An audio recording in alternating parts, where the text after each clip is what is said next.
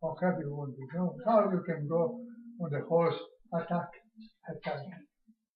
So stupid.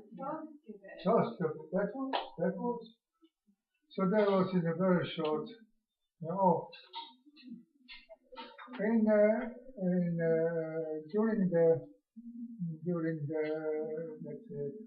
occupation by Germans, I was in that underground movement, and twice it happens.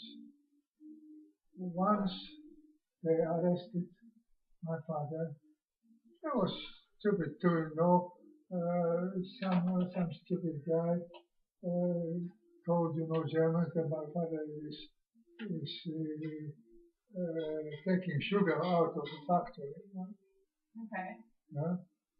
So they arrested my father, took him to Warsaw, and I was in Warsaw, and he was in the Gestapo. You know what Gestapo? Not really. That police, very, very rough police, German police, and they are investigating. So, if I will tell you, how the investigation was, like putting the splint, the wooden splint under and burning it. Oh, different, horrible things. So there is a phone call from my aunt. Her father is calling and tell her, if she can contact me or come to the Gestapo. And now I don't know. Is the chief under pressure or not? Right. Because you can go, there was on one street they occupied several offices, and there was known by awful treatment. So I said, well, I'm going. I went up to the church on the way, and I wanted to go to the confession. But when there was my turn, the priest said, I don't have time. So anyway, I said, I'm going. What I did probably impressed them, because I went to the office, I took my card, give to secretary, and I said that they are calling me. And they called me, they interrogated me, and they said, to wait. And they came 4 o'clock, when secretary has to go home. And she went to the guy and said, what I have to do with him? He said, let him go. Amazing. Yeah. Amazing. Very lucky. Oh, so many times. What about when you were... I am taking, there was underground papers. Yeah. So I was going home from Warsaw, and they told me, no, you are going that way, maybe you go to the town to actually know who Pilasinski. He was living there. What's the town? Sochaczek, 60 kilometers from Warsaw, and we were living 30 kilometers. So I was going by train. On the train I heard, that Germans are catching everybody, there. And they were stopping even trains and everything on the road and taking to the slave labor in Germany. So I got out, I walked 9 kilometers to my house, and the next day I took a bike and I have rolled these papers. I put on over a bar, and I'm going. I study, the map. I was going side roads, but at the end mixed up a little bit. So I said, oh, it's not very far, so I'll go to highway, and by highway I'll go. As soon as I turned to the highway, went on the highway, I see German cars are standing there. So I make a U-turn, going back.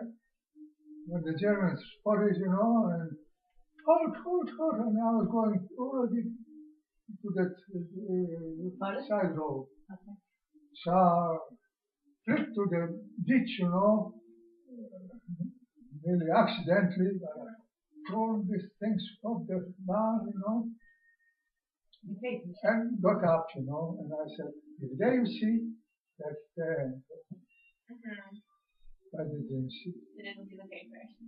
They didn't see the papers, or they didn't see you? Again, So he, there was good split for me because my father got the car, just a few days before, and he went to one supervisor of the